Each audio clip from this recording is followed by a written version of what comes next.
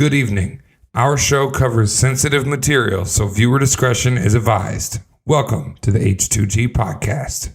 What's going on, everybody? Welcome to the H2G Podcast. We are Light, Tony, and Christy. I think Christy's on her way. Tony is going to be celebrating with his family as, you know, it is holiday season, so we're all having different turkey days.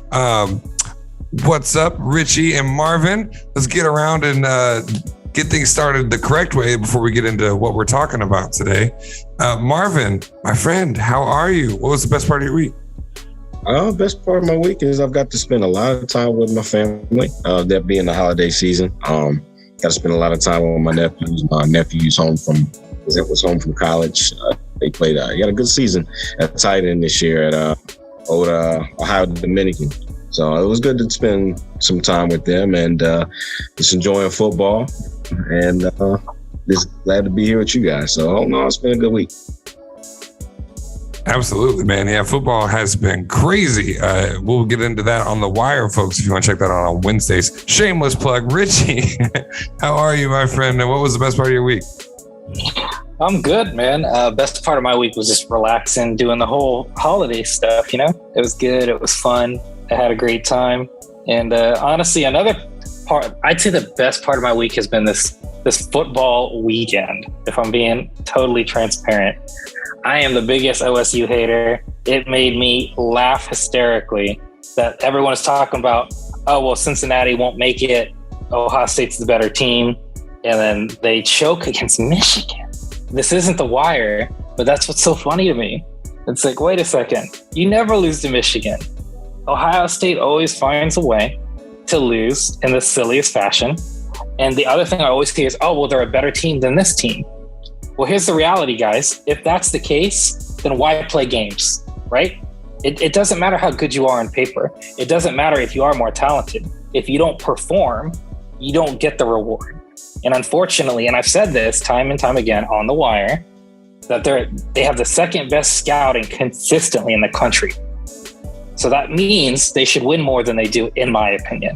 They have the talent, but they don't have the leadership, and they need to do something. It's very, Michigan is not a bad team. They're actually a great team. But here's the thing. They're not consistently a good team. Ohio State always is. So the one time for them that they push their way into that playoff and then the choke against the team that they always beat, that's Ohio State, man. It's very disappointing. The only other thing to note is that just football in general has been great, except for Taylor. I had to play Marvin's team again. It's the only team I'm not having beaten in fantasy. I was making my surge. A lot of my guys didn't play. It is what it is. Marvin, the diggity's got me 3 times this season.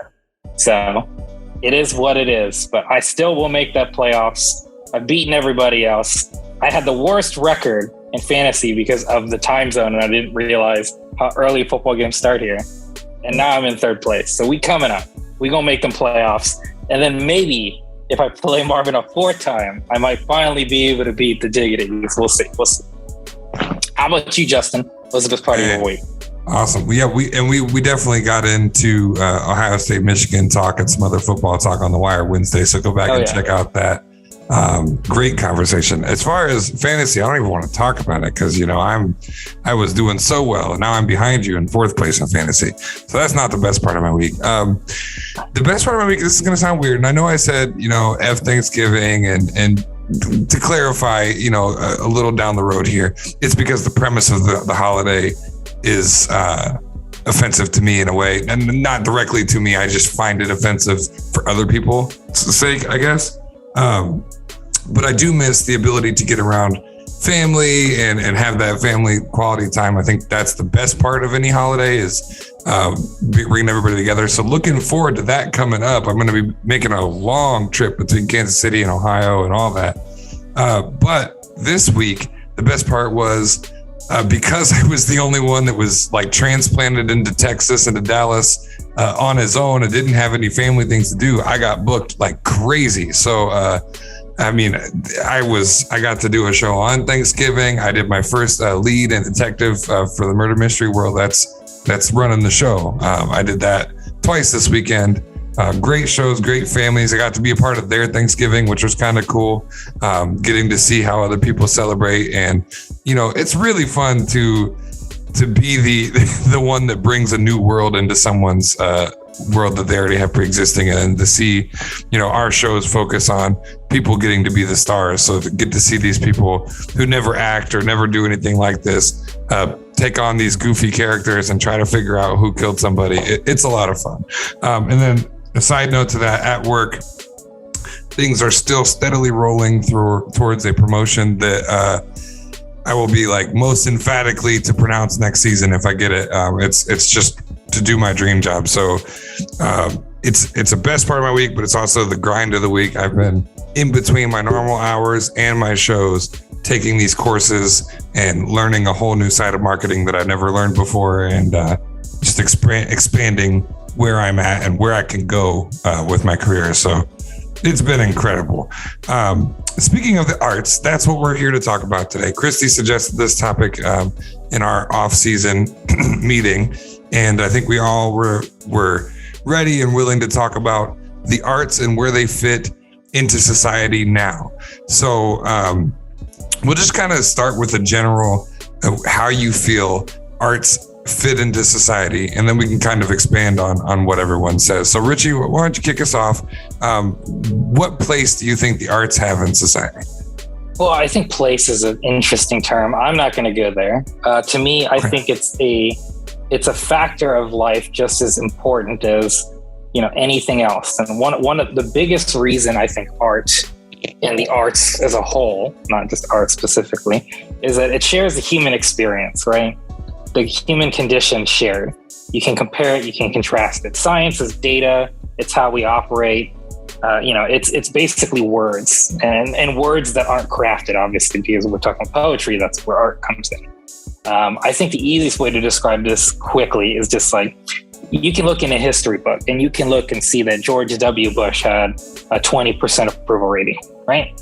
So you can read that and be like, okay, he wasn't very well liked.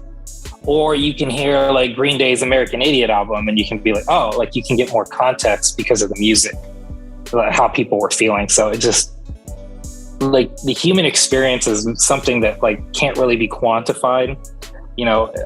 Science and history and things of that nature, and data and words, they matter, and they're very critical to us, growing as a society. But the only way you're going to experience how the society's felt and thought and things of that nature is through arts. So I think arts are equally as important as anything else that we are as human beings. I think if you want to understand who the people were in that period of time, you have to go to the arts, quite frankly.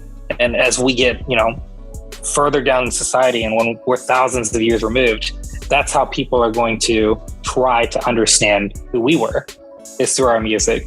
Now, some of that stuff I'm not too thrilled about. I'm not getting into some musicians. Some musicians, I don't even like to call them musicians.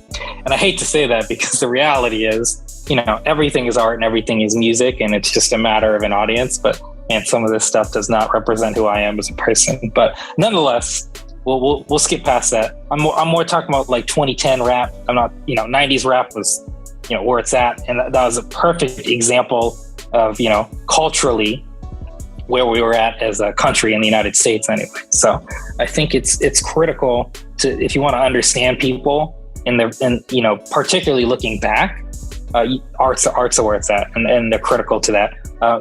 Film industry, same thing, 1940s, 1950s. Everything was about World War II and the Germans, and it's reflected in those films. So it's super important, and I'm very disappointed to see how quickly art programs are being defunded, because that's what we need. Art is critical to us having life and having industry and having entertainment, quite frankly, because without art, what would there be? Oh, for sure. Yeah. And we're going to get into that topic. I definitely want to discuss the defunding and removal of art programs from schools and programs. That's a huge thing that we definitely got to get into. Marvin, actor yourself, we're all artists on the podcast. That's what brought us together. Podcasting is in fact an art. Place is not a great one. Thank you for correcting that, Richie. The significance of art in society. What are your thoughts? I feel art has a big place in our society. I mean, when you look at our education system, I feel like the arts aren't introduced enough in certain states geographically that don't really focus on arts, and they focus on like kind of getting kids. For example, I'd say in the Midwest, I'd say a lot of schools, from my experience that I've seen, they lack arts programs. And so I feel like they want the kids to focus on more jobs that are home-based, like agricultural jobs, business jobs, banking jobs, stuff like that. Jobs that introduce, jobs that have stability and security.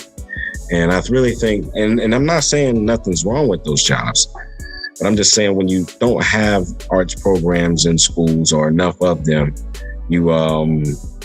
it's just, it becomes one-sided. You miss out on a opportunity to have kids express themselves. And I just feel like arts in itself, whether it's music, acting, doing this podcast, you need creative expression in some kind of platform in more schools. And I feel, for example, Ohio, like being from Dayton, there's just not enough art. There's just not enough art schools. There's just not enough. And I feel like that's a detriment to the community, because you miss out on, the next great actor or the next great musician. And you just wish there was more of a change there. But I feel like arts has a great place in our society and should be, implemented more in our schools. Absolutely. Thank you. My take is very similar to you guys. I think that in addition to everything that you said, and kind of piggybacking off of what Richie was getting into, I think the expression of the times is something that's, you can't remove that from society. I think that that's something that is super hyper important. If you looked into, even as not, I don't want to say trivial, but like on the level of Hamilton, how many people had no idea about that part of our history until a hit musical based in the rap format came out? You know what I mean? And yeah, there's some liberties taken with the Hamilton script, but now people were aware of more than they were. And we're in a society now where I feel like art's in danger in several ways. I think art's in danger in the education program. Like I said, we're going to get into that. I also think art's in danger based on, I guess what could be considered a form of like graphic art, but what social media has become. It's become like a living journal based market where people are, wanting to see, there's more marketability in people wanting to see millions of people do the same dance or the same trend or try the same chip or, vlogging and things like that, or covering, on the flip side of that, news, tragedy, things like that, then they are wanting to see, biopics or going to the theater or granted, COVID did not help the theater argument there, going to galleries and what is that called? When galleries have their events showing of some, Richie, help me, Richie, premieres.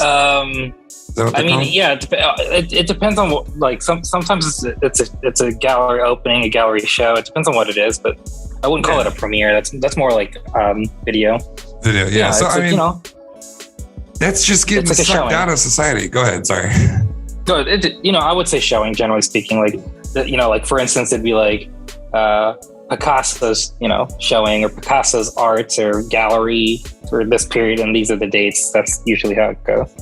Yeah, and these are people's expression, like Richie was saying, of where life is for them now. And so like going forward, I think those pieces of art are going to be crucial. And like specifically film, we talked about when I was on the Chris Briarstone set, the coolest thing for all of us theater actors who had never done it before was this is sketched, this is etched into history now. This is on tape. This is out there.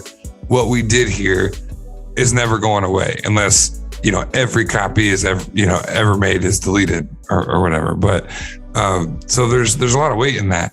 Let's transition right over into the educational side of this, because that is when Christy brought up this idea, that was the first thing that popped in my head, is all these different schools that are making way for other things. So like sports is a huge, highly profitable program for schools to have. A lot of schools make budget cuts in order to have their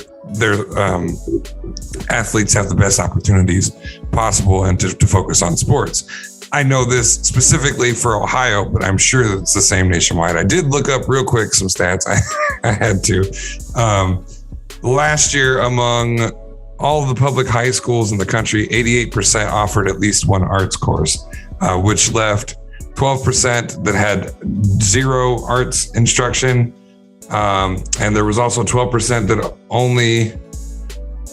that offered only one of the 4 arts disciplines. 28% of that offered 2 art disciplines, and 31% offered 3 art disciplines.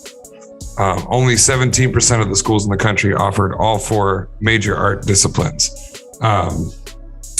So pretty interesting. I think that's trending in the wrong direction too. So I want to kind of get into that with your guys' thoughts. I think it's continuing to become a situation where they think we need to be more focused on non-art based courses. So we're back at Richie. What do you think? Well, I mean, how do I want to say this? I think ultimately we have to get to a point where we don't dictate school funding with extracurriculars and do that, because that's what happens is, for instance, a lot in the South and in the Midwest is it's like, okay, we have a football program and that's where everything's being funneled into. And then everybody else has to do what's called boosters and try to like fund it, it's kind of frustrating because it's like we pay our taxes and we pay, sometimes we pay fees, especially here, even in public schools, for our children to go to school. And you mean to tell me I also have to fund a program that I think should be kind of industry standard, so to speak? You're very limited a lot of the times outside of like band and music. That's about the extent of art. If you're lucky, you have like drama and theater, which even our school, we were very fortunate in that sense that there was that. But I think the problem right now is how money is being allocated in the first place. And then as in schools don't get enough funding and it goes too much to military, in my opinion, obviously. And then the second thing being where the school chooses to use that money. And a lot of times it goes to football and sports. And the reason why they say that is, well, they can get money back from it. But last time I checked, this wasn't about trying to make money. It was about giving people opportunities to learn and educate and further themselves. So I'm not saying that a football team should disappear or X, Y, and Z shouldn't happen. But, at the end of the day, they're extracurriculars, whereas an art class and the arts as a whole are not. And they're classes that are taken within the boundaries of school and education. And I think that's the first priority that needs to change, is we should, theater, music, poetry classes, those should all be things that are an elective in schools. And not all of the case, and not all the time are all of those the case. So like, for instance, music is there's always some sort of band. There may not be a marching band, but there's always some sort of band. But theater and even poetry, for crying out loud, sometimes doesn't exist in a lot of schools once you get to high school level. So it's very disappointing. So I think that's the first thing that needs to change in terms of curriculum. And obviously elective, not mandatory. But I think until we get to that point where art is equal as valuable as science, like STEM, basically mathematics and science, we're always going to have this influx. Although I find it ironic, as we've already mentioned, because a lot of the times when you look at it, what entertains you? Something on Netflix, something you listen to in your car, podcast, go to an art gallery. When you are being entertained, when you are having fun, right? That is from an art program 90% of the time. Very seldom is it from something else. Sometimes, sports for certain people, but for the most part, it's the arts that really entertain us. It's what gives life, not meaning, but for some people meaning, but it does give life joy and happiness, is usually the arts. And it's so interesting because a lot of the times, it's not funded and it's underfunded, and people don't even get to explore those things as children. So we don't develop and want to grow in that sense. And, outside of larger areas, bigger scenes like Los Angeles and Chicago and things like that, and New York City, a lot of people don't even think about the arts. A lot of people don't even think about theater. So I think the first thing would be really having all educational systems have more electives for art classes across the board. I think that would be what needs to change. Absolutely.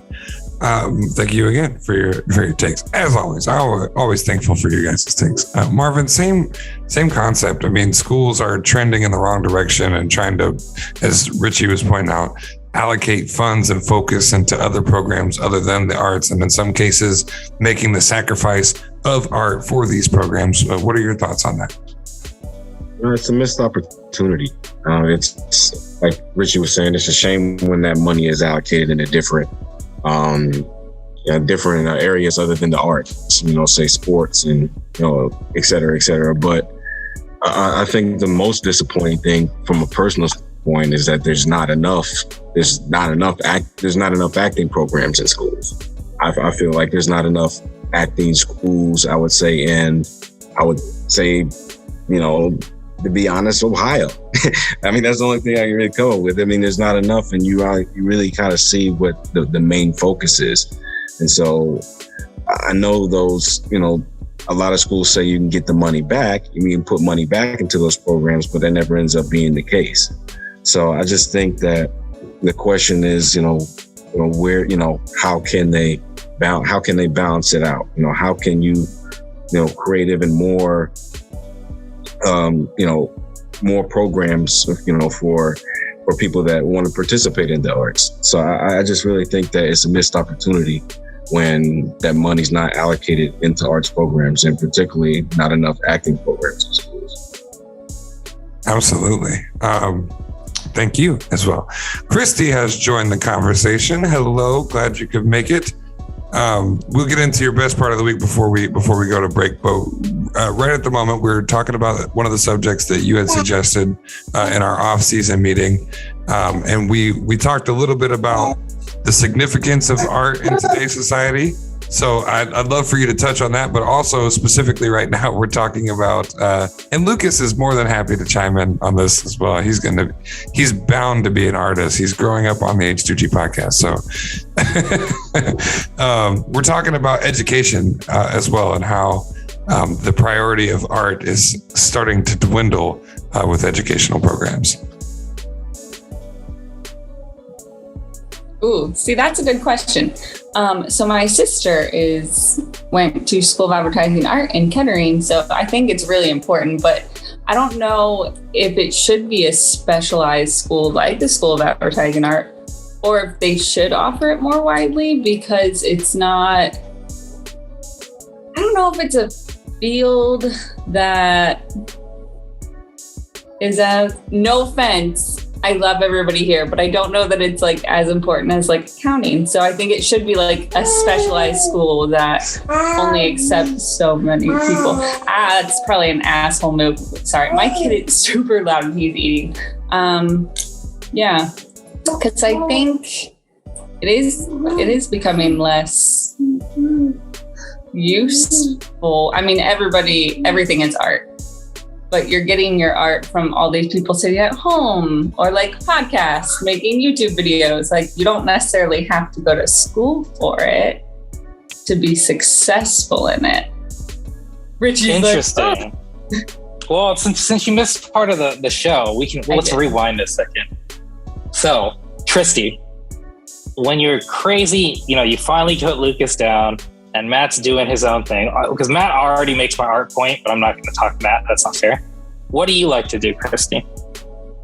How do you unwind? How do you find joy? No, I think it is really important, but I think I watch, because I know this person doesn't watch every week. I've been watching Critical Role, which is a D&D podcast. Super fun. Yes, they're all voice actors. They're all specialized. I'm sure they went to school. But it's a YouTube video where maybe they didn't go to school. I believe art is very important. I'm just saying maybe you don't need an education. That's the only way you only watch Critical Role. You don't do anything else. No, I mean, I watch movies. Okay, so you watch movies, you watch Netflix, you listen to music. And I read books to my baby. And you read books.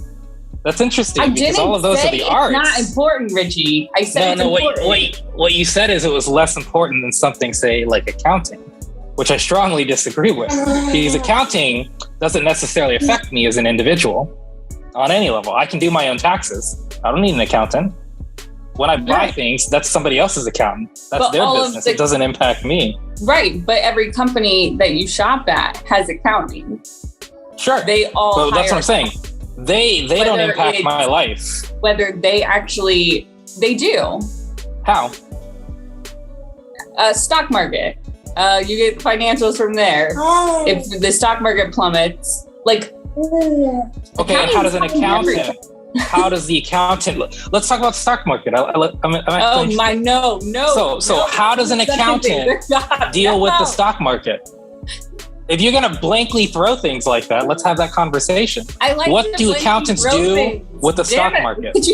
What do the accountants do that influence the stock market? The published financials. Okay, so they publish the financials. Right. And then who actually makes those decisions? Because it's not the accountants. But it helps determine the worth of the company. It helped precisely. Yeah, so they're using an accounting tool to determine the worth. It's not an accounting tool. It's the product of the company. The company's worth. It's not an accounting tool. What the company makes, what their assets are, what the revenue is as a number. An accountant gets to that number. Number comes from the accounting department. Sure. So here's an example. Tesla is worth $200 billion. Oh, we're changing the topic because I'm very interested in this conversation. So Tesla's worth, let's just say $200 billion. How does that impact me, Christy? How does Tesla's net worth impact me as an individual in my day-to-day life? Since we're talking about the stock market. I don't know. How does that influence what I don't know what you personally do, but so many people invest in the stock market. Do you have a 401k? Of course I do. That has nothing to do with an accountant. I run my 401k. I choose what stocks I'm investing in. Yeah. How do you pick your stocks? Do you check out their financial statements before you do that? I highly recommend it. Not always. Do you donate to any not-for-profits? I highly recommend you check their income statement. Their financial statement. I talk to my financial advisor. He's not an accountant, by the way. And we decide what stock to pick. But that has nothing to do with an accountant, and I still run it myself. But anyways, we can go beyond 401ks because not everyone has a 401k. Some people. No, but you said personally, you have a 401k. I do, but I don't use an accountant to manage it. No, but you're looking at things that accountant has use accountants. They have no impact on it. They have no impact on my decision. How? So how does an accountant? No, I don't look at a financial statement. I talk to my financial advisor. Look at financial statements. Sure, he does, but that has nothing to do with me. Oh my gosh, Richie, you are using accountants by proxy. No, I'm not using anything by proxy. I'm using a service, and the service tells me which stock is going up. Because I'm sure he uses financial statements. And Fuck balls. Sorry, bud. What am I trying to think of? I'd say Richie, help me out, but you're not going to do that. No, I'm not going to help you at all. I'm going to let you hang on the hook. Forecasted numbers also comes from the accounting department. I've got an argument point that I think that I can interject that will lead us into the second half, because we are going to need a commercial break here shortly. I want to get Marvin's take for sure. But Christy, and thank you for opposing. We're not battering you. This is a free place. I'm battering here, but I mean, yeah, that's your ex-husband. His job is to batter you, right? So I would argue when you say that arts don't have a place in the regular schools, I think if you take creative arts, and we're talking about the four principles or however you want the four main arts, you can talk about music, you're talking about writing and creative passion in general. If you take that away and make that a specialized field where someone has to go to like for us, it was MVCTC or like a technical school in order to learn these type of things, you're going to lose a lot of very important people like graphic designers who make it very possible to have all of the internet. Everything you see is marketed through some sort of form of creation. Like somebody has to be, whether they're a video editor like myself, huge platform that I'm currently learning in marketing. Digital marketing is vast across every company, as you were bringing up to a point to Richie. Without art in general, people aren't going to go in the route of, I've been trying to learn some of this stuff on my own for 2 years, and I consider myself kind of a bright cat. I'm moving pretty well, but if I would have had this focus through school, I probably would have moved a lot faster. You know what I mean? So to your point, you can learn it online, but you know why you can learn it online? Because other people have learned the arts and created classes and courses and YouTube videos and things that you need in order to learn that stuff. So that's just a little counterpoint I wanted to throw out there. Marvin, let's get you weighing in, and then here in about 4 minutes, we'll go to break and we'll come back and open this cookie again. It's a lot to unpack. But no, I would have to disagree with Christy. I wouldn't say an accountant's position is more, accounting in general is probably more so important than, the arts. So I wouldn't say that. Like I said, like Richie touched on, that same accountant at the end of the day, he goes home and counts on watching something from a streaming service. He counts on some kind of entertainment, whether that may be from a book, a show, a movie, some kind of form of entertainment, if he's a normal accountant. But I would have to say it has a huge place in our society, and it should be held to the same equal standard as any other profession. I'm not saying nurses and doctors and teachers are less important, but a musician and an actor, a writer, an illustrator, create platforms for those people, for them to be successful. So it goes hand in hand. But yeah, that's my quick take on it. I would say that it shouldn't be viewed in a negative light at all. I would say it should be viewed equally as all professions. I didn't say it shouldn't be taught. I said they should have specialized schools. Hogwarts for artists. What you said was that the arts don't require a degree or an education, and that somebody could just pop on YouTube and entertain people, which I strongly disagree with. But they can. But they don't. How? Please. Oh, go ahead. So let's go to break. Well, I want to get your best part of the week. We're going to go to break. When we come back, let's talk about if the ability to self-create and to learn art on your own and to express on your own can replace the art that lives in society as it is. I think that's the discussion that we're trying to have here. If we take everybody's ability to do the things that they do now away and say they have to be self-taught and not taught in school and not gone through that process, can someone who learns how to make YouTube videos replace Hollywood or podcasting, radio, things like that? But first, best part of your week, go to commercial. We got a hot topic here. I like it. Best part of my week. Thanksgiving was amazing. I got to hang out with all my friends. No, all my family. Which they technically happen to be my friends, which is awesome.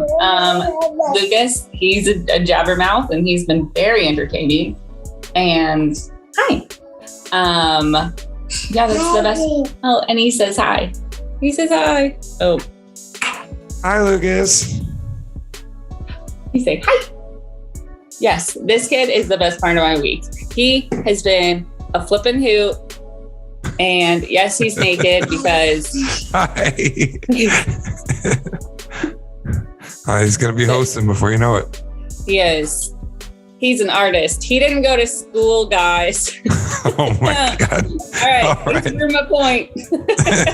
Thank you, Lucas. You're sending us off correctly here. You guys are watching, listening to the H2G podcast. Make sure you check out our description below. It's got links to everything. I recommend clicking the link tree. The link tree will take you to both the home for H2G and The Wire. If you liked a bit of a football talk we had at the beginning of the episode, there's a lot more of that to be had on The Wire. We'll be right back. Don't go anywhere, folks. While we're on this commercial break, watch the commercial, but on your other screen or on your phone, go and subscribe, would you?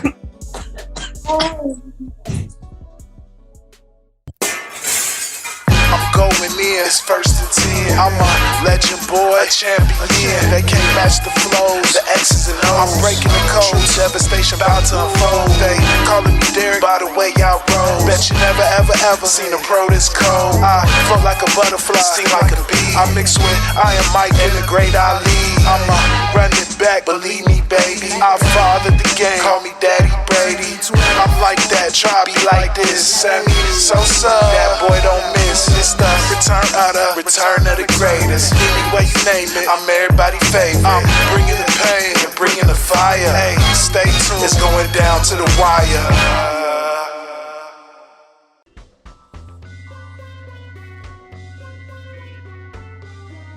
That's right, folks. The Wire is on Wednesdays at 8 p.m. Eastern Standard Time. Go and check out last week's episode and our other episodes. Download those, folks. If you got a flight coming up, you got a long trip for Christmas or what have you, download some of that in the H2G Podcast on Spotify, Apple Podcasts, any of the audio platforms. Okay, enough with the plugs. We got an egg that is cracked open. I said cookie before, but I just realized if you crack open a cookie, you just have two halves of a cookie. So we got an egg that's been cracked open. We're talking arts, and we went through the significance. We talked about education. Christy brought up the point that maybe it's a good thing that education is not focusing so hard on art. That's opened a great conversation. We're not discouraging Christy from having that viewpoint. So, Richie, you had a point, right, that you wanted to lead off this? Yeah, just one little thing. Unfortunately, she mentioned stock market, so I'm not done. So I'm just going to say two things. You can go long on a stock or short. Christy's reference was long. That's where when you buy a stock, you're investing in it because you believe its value will increase. And her argument is that you use financials to make that decision. Well, there's also called something buying against the market, right? Porsche did it with Volkswagen, very famous in 2008, and it became the most popular stock. Enron, there's lots of examples of it. Wolf of Wall Street, hey, we'll bring the arts back into that, made a movie about such an event. So you can sell short. Well, selling short, just to clarify, has absolutely nothing to do with financials, but a prediction that you can buy something and the stock will tank, and you're hoping that it will tank so you can buy it back and make money. Now you still have to invest and you still have to put down payment, etc. So Christy, my question to you is, where do accountants have anything to do with the stock market? Once again, I'm going back to my original point. How does an accountant have anything to do with my financials in the stock market? They generate. Because you don't know how I'm investing. Statements, Richie. That's all I got. They generate the financial statements. Mm-hmm. Then they come up with a price based on how they did, what their forecast is to do, what they thought they would do, if they hit it, if they didn't. And that's how they do their value. I don't know what else to say. That's all I got. Interesting. Okay. So here's my next question for you. In 1,000 years, when this company's financials are long gone, is anyone going to care? I'm curious. Don't eat that. Oh no, hold on. Lucas, we We got to take care of Lucas. We'll let her get back to that in a second. I don't know. It depends. Does it? Do I watch any of these old movies with who the fuck is Joe Pesci? No, but you're uncultured. Oh, that doesn't really quantify what I'm referring to, right? There's this guy named Mozart, Pablo Picasso. There's these people that names still exist in the Pantheon Society to this day. Is there an accountant that's one day going to just his name will reverberate throughout history that they've done and accomplished something? I don't know. That's a good question. Maybe. There's an easy counter argument here that I'm trying to give you, but you're not taking. I mean, yes, probably. They made a movie called The Accountant. That had nothing to do with accounting. No. I don't know. Who's the guy that made The Abacus? Accounting.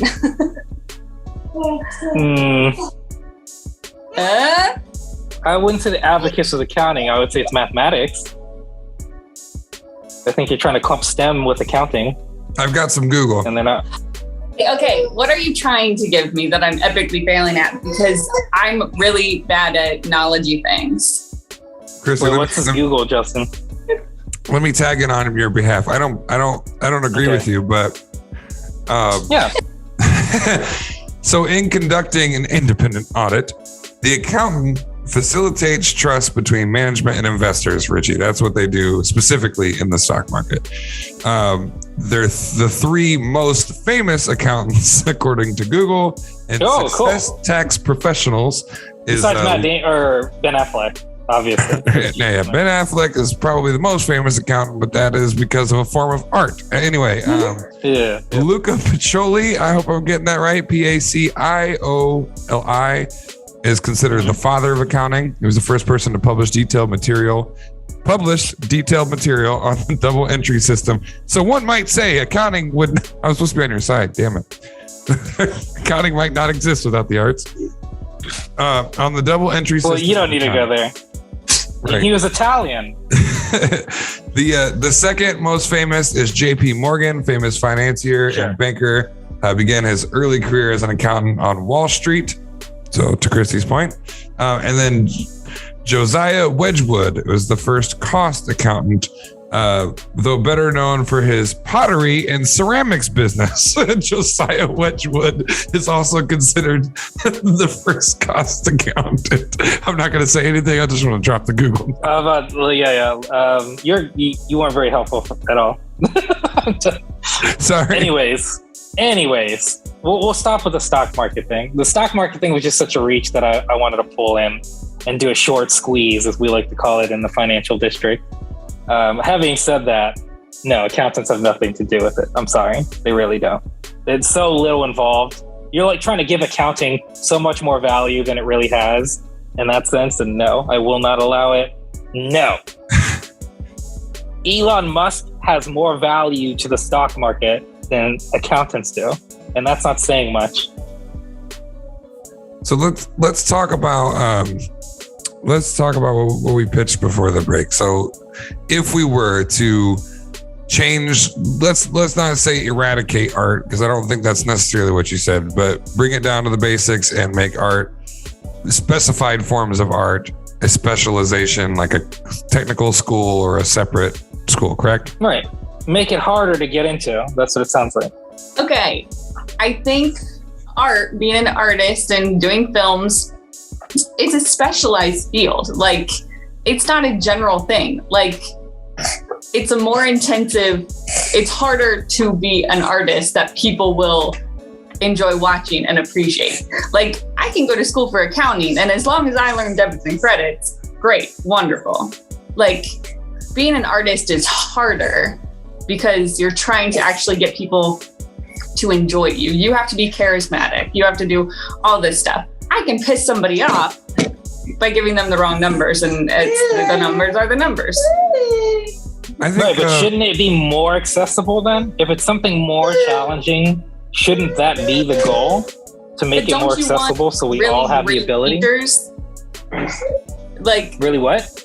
Really great teachers, like somebody that you've seen be successful. You don't just want Joe Schmo come in and saying, "Oh, I taught drama at the local high school. Let me teach you how to act." But then maybe you're not going to be good enough to go down to Hollywood. Don't you want people that are really good? I think we should. People aren't really good at teaching math, and we still I don't agree with that. get taught math. Go ahead, Marvin.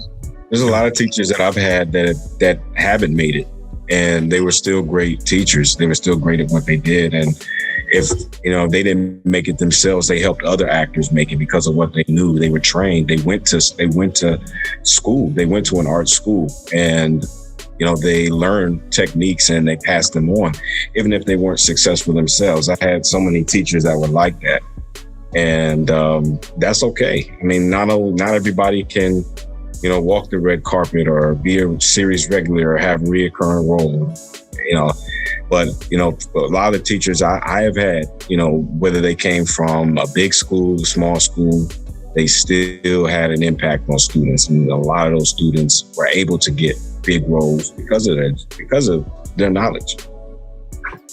So I'm just going to go back to what I was saying, which is there are many teachers who aren't even capable of teaching what you were taught in school, like math and English. So the art thing isn't any more meaningful, right? Because to me, if I were to be like, don't start a sentence with a preposition, and I ask Christy, she'd be like, most likely. Maybe she doesn't know what a preposition is. It's possible. I don't personally know. Offended. Just saying, a lot of people. The fact that you would say something like that. Something factual? I'm just saying. The preposition, you shithead. So, anyways, go ahead, Justin. I just want to take the magnifying glass off of art. I think that's what's missing in this conversation, because and Christy, I hate that you're having to argue on your own. I'm having a hard time finding a middle ground on your side. We're talking specifically what has been mentioned specifically has been actors or musical artists, but if you don't have any way of learning the arts in your general education, you're going to be missing far more careers than just acting and music and things like that. How is anyone ever going to learn to be behind the camera or have the desire to go to a technical school? I'm not disagreeing that there should be more available specialized schools. I do disagree that only a certain amount of people should be able to get in and that it should be based on talent or whatever like that, because for someone like myself who had no idea what he was doing when it came to shooting or editing or putting together a podcast, it is a long road to figure out the most efficient way to do that. I don't know if you remember when we first started producing this podcast, I was spending 14 hours a night just editing one long audio episode. Now I'm done 20 minutes with video and audio. That took almost 2 years of practice and trial and error to do. So at the high school level, if kids have an interest in that, sure, yeah, they should have the opportunity to go to a technical school or privatized school where they can focus on that with somebody who's worked in the field. I don't necessarily think they need to be the most famous or the best there, but you've got art all around you. And if you don't have the basic art classes, if you don't have basic poetry classes, if you don't have a theater class to learn about the different avenues that art can take you, then you don't have all of these artists. You don't have graphic designers. You don't have web developers. You don't have writers in all the different publications, magazine, paper. Now it's mostly online blogs and vlogs. If you take the magnifying off of it, I think art has a further outreach than we're giving it credit in this discussion. And I think the real question is, why are we trying to narrow down school programs so that they don't include the basics of art, where you can at least learn what direction you want to go? I don't disagree that there should be more specialized schools. I think that was not an option for us in Miamisburg. Luckily, Miamisburg had a great arts program, and it is dwindling. It's not what it was when we were there. But Miamisburg, Ohio, is just a little spot on the map close to Dayton, and it had a big arts program. There's schools around there that didn't have anything. So it's let's open up the magnifying glass in the conversation. Whoever wants to go next. Well, I think like the thing I want to address is content creation versus art. Like content creation is part of art, but art, isn't necessarily content creation. Nowadays we have this little beautiful thing right here where anybody and everybody has a really quality video, camera, etc., music, whatever you want to call it. So nowadays we have applications, whether this shows social platforms or more industrial. Well, one could argue that part, but I'm not going to get into that, Justin. Sorry, Justin sent something separately. I apologize, users. Don't even worry about it. But anyways, the point being is that at the end of the day, anybody can create art, so to speak, but that doesn't mean it's art that will stand, a quality art necessarily. It is still art, right? As Christy noted, people can make podcasts such as ourselves. People can do anything and they can upload things to YouTube and I could be like, you know what? I'm going to review one goblet a day for a week, every single week for a whole year and do 365 goblet reviews. And by the end of it, I've done a series of goblet reviews, which one could easily argue is art because of, the medium, the video, etc. But at the same time, that's not like the equivalent of a production, right? Like it's like a team of people doing something. Because art, when we talk about like Netflix, it's so short-sighted to just be like, oh, The Rock and Ryan Reynolds and Gal Gadot just did Red Notice or whatever, and that's like second to only to like Avengers Endgame and hours watched. Well, there's a lot more people that went into that show, and that's what the art of all of this is the sound production and the producers, the audio engineers, the text, the video, all of these people, thousands of people to make a 2-hour film. Right? It's not just the 3 or 4 people and then the ancillary actors. It's everybody, the lighting guy, everything. There's so much involved with that, the crew and the specialization of all of that those are the things that are going to be more long lasting, that'll be archived and etc. But that just because it's more long lasting or archived does not make it better. But the point being is that, those are the things that are going to be remembered.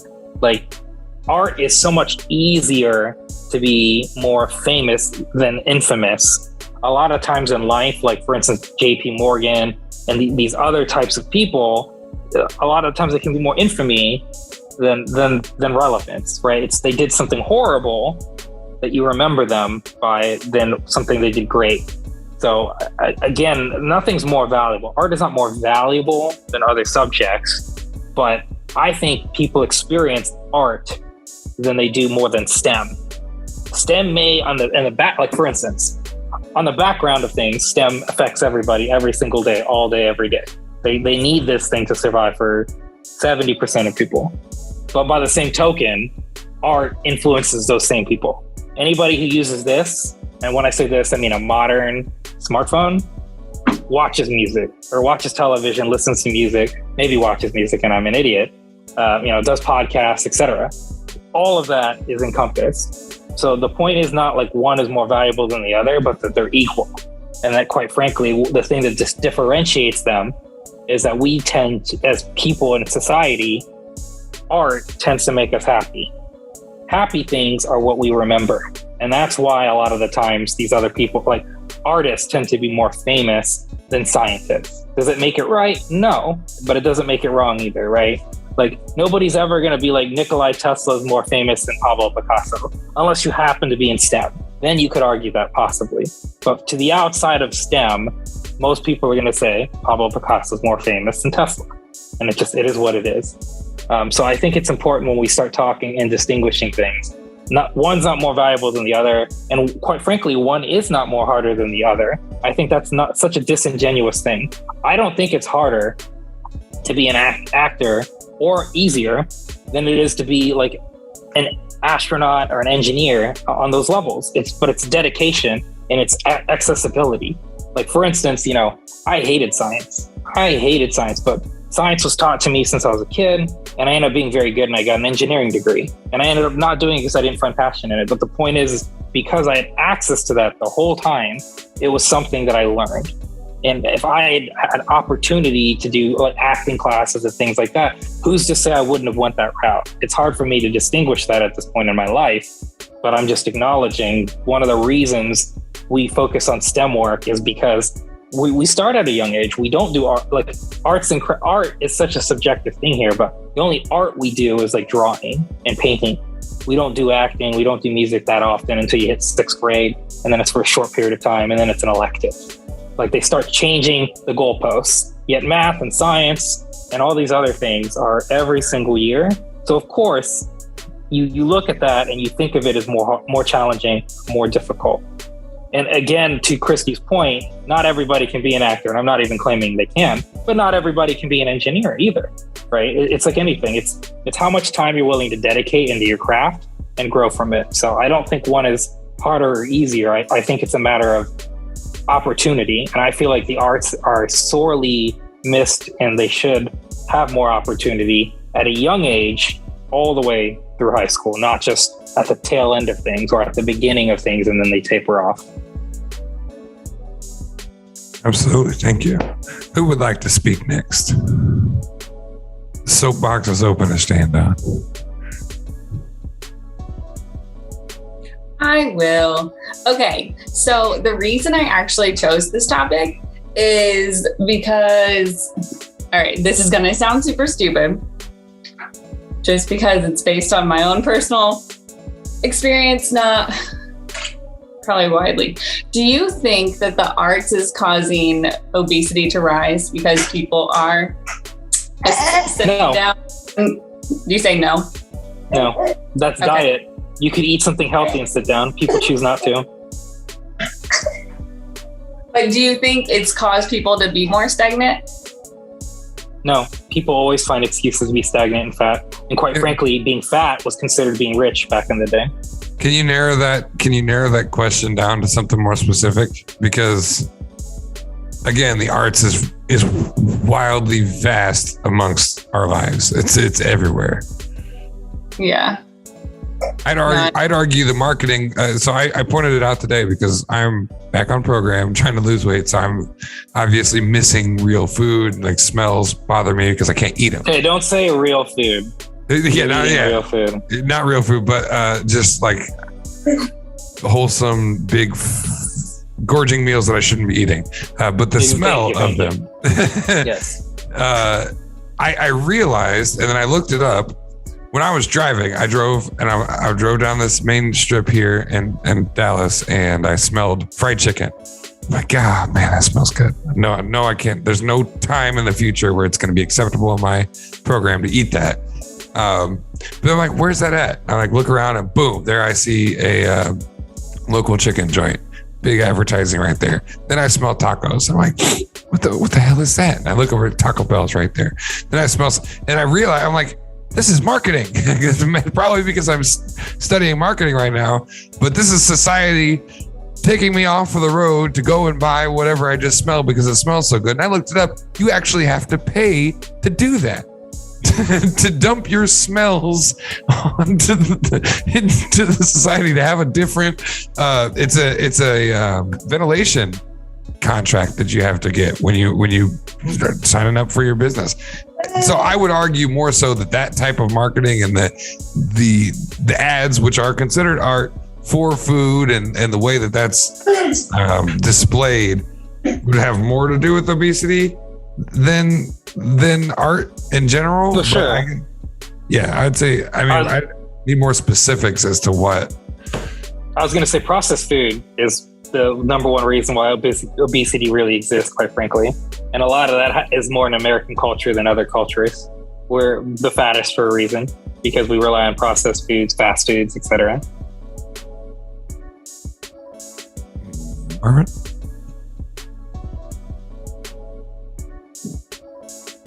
Marvin don't eat processed food. You know that. Nah, man. Marvin eats nails. I got my guilty pleasures, man. But I would disagree with that, Christy. I wouldn't say the arts has caused, communities or people to become stagnant or fat. I disagree with that. I would more have to say it's the opposite. When you don't have programs, and I would say, for example, the Black community. We don't have enough arts programs in the Black community. That causes stagnation to me because, not everybody can be the next LeBron James, the next Kobe Bryant, Kevin Durant, or not everybody can be the next Tom Brady. So basically what I'm saying is not everybody can play sports. So then those communities, I feel like that's something that's needed. And that's the solution, is to introduce more arts programs that focuses on poetry, music, acting, because Richie touched on a point earlier. It's introduced in grades 6, 7, and 8, maybe. That's not all schools. I know for me, that was probably the biggest thing in my life. That one of the best things that could have happened in my life was having drama club, at my school in 7th and 8th grade, and being in it both years. Because if I didn't have that, I probably wouldn't have been introduced to acting at an early age. When I was 10 years old, I had a Cuban teacher that had us do this Thanksgiving play. And that in itself introduced us to acting. We had a chance to work on, poetry, monologue, stuff like that. And that prepared us. And not every kid, fell in love with it. And I would say a lot of the parents told them it wasn't secure enough. It wasn't a career that brought stability. And they were right to a degree. Becoming an actor or any artist is incredibly difficult, as anyone else's profession is. But as Richie said, if you have the passion and you have the determination, you can make it very far. But I know for me personally, I was the only one in that drama club in elementary school that wanted to take this on as a career, that fell in love with it. And when I got to high school, it seemed like there wasn't enough of a focus on the arts program. Like there was, but it didn't draw many students towards it. And I wasn't one of them. But when I got to college, I was salivating for that chance to be in an art school, so I could, go to an acting school, because it was a dream. And so I just think that when you introduce that into more communities, particularly the Black communities and minority communities, you can save a lot of kids. And I was one of them.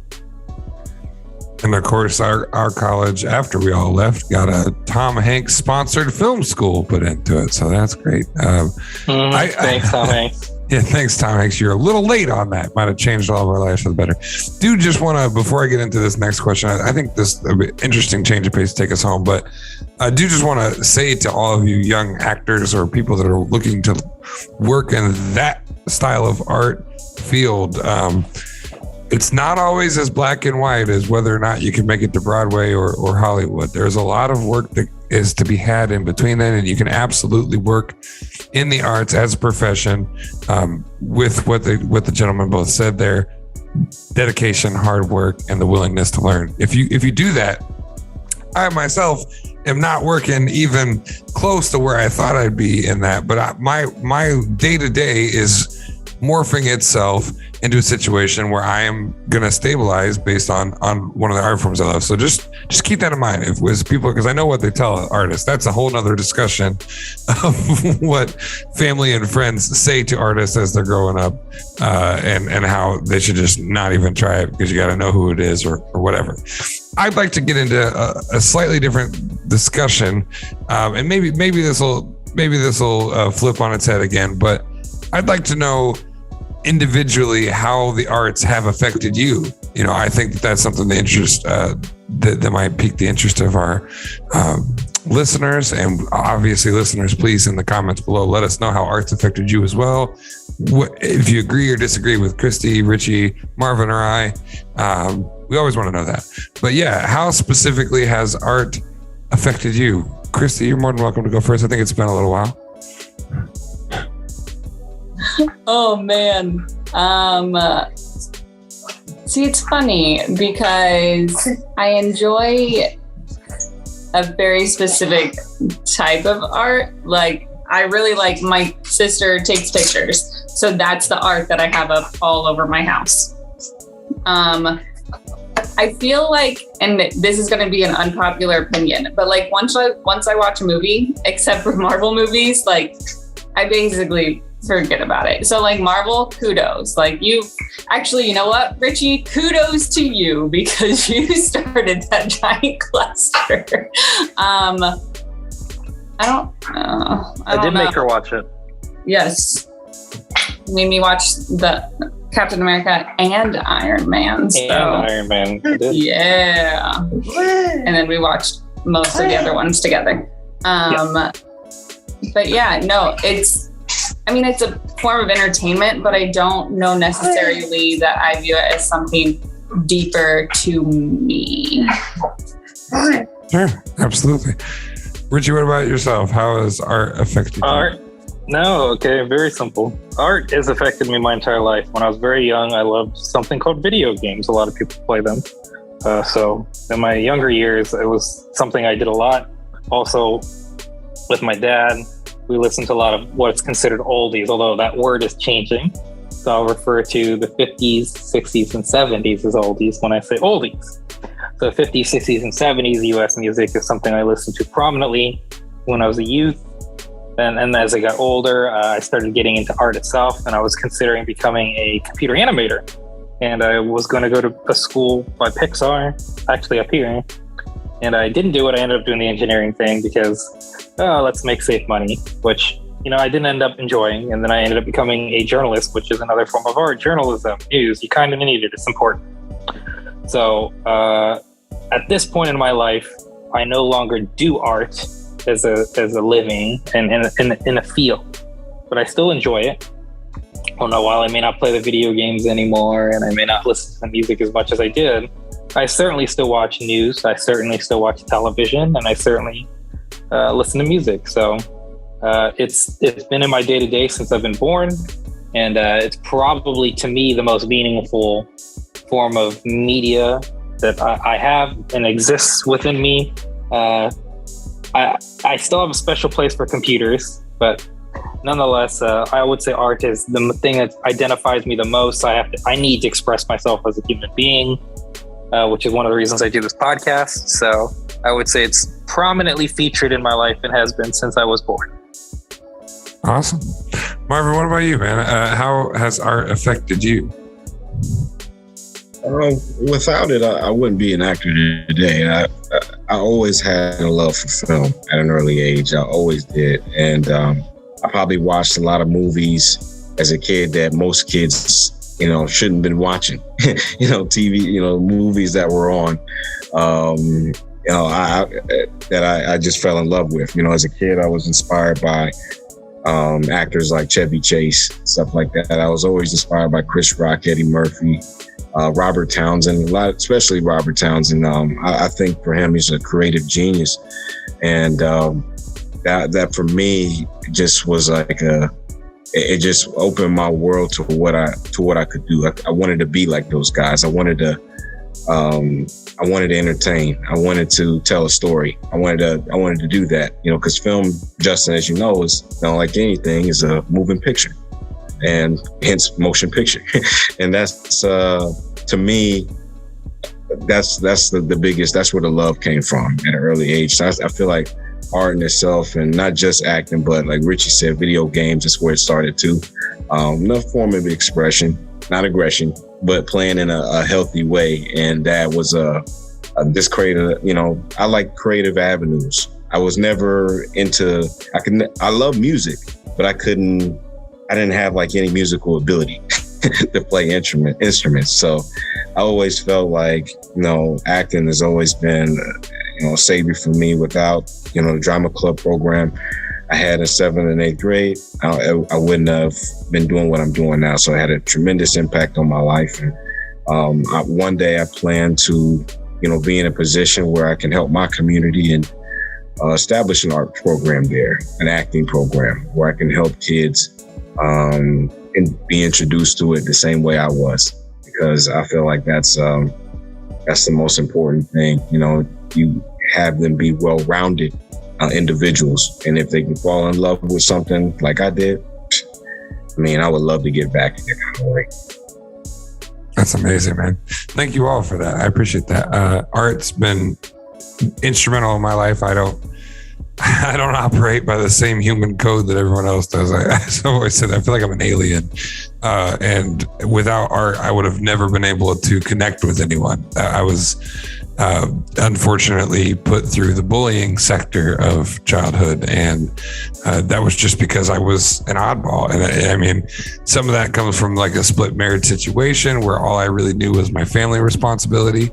So when I got into a social situation, I didn't know what to do, but it was choir class that brought me two people that I could consider friends. That didn't necessarily bail me out, but by the time I got to high school and realized that there were more people involved with different forms of art, and that friend group grew, I realized that I didn't have to be a victim of other situations. So in a short version, that's how art really affected me. Is it took me out of what was really just a miserable existence. I felt like I was a plague to the people around me because I liked the things I liked, and art brought me around other people that liked the things that I liked. And now, I'm considered a jack of all trades, master of none, because I like to do all these forms of art. So we have to have a pretty abridged last word here. Thank you guys for the discussion.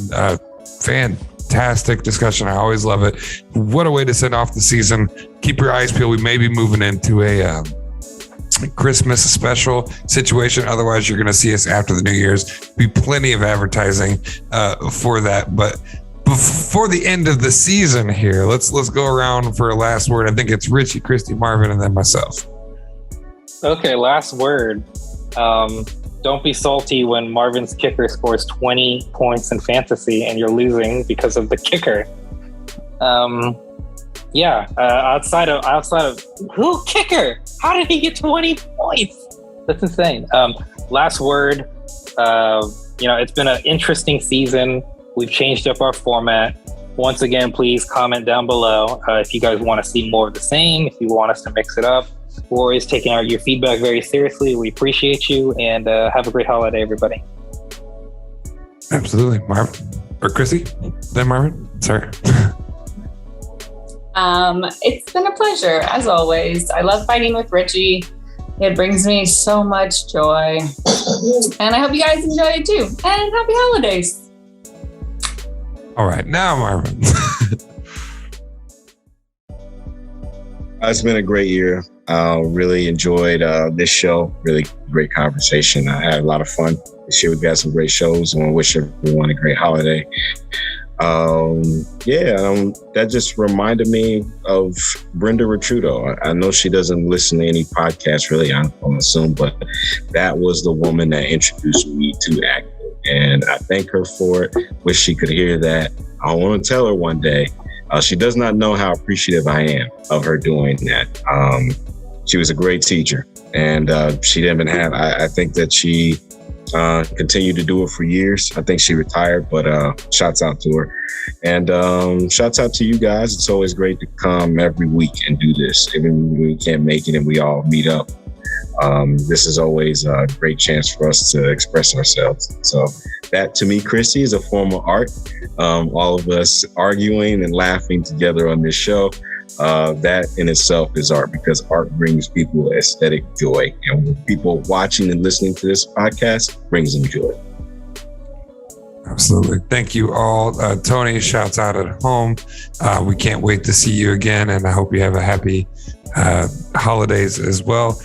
Thank you for coming through another new season of the H2G podcast. I think we're going to run with this structure because we're covering stuff that really matters. And I think that we just need to expand on that. We're going to talk about it in the off season, but we want to know what you think below. Also, something that was brought up off season last season, would you want to see a game show from us? We used to do game of the week all the time. Would you like to see a spinoff, as it were, where we play some games? If so, let us know in the comments below. We'd be happy to put something together.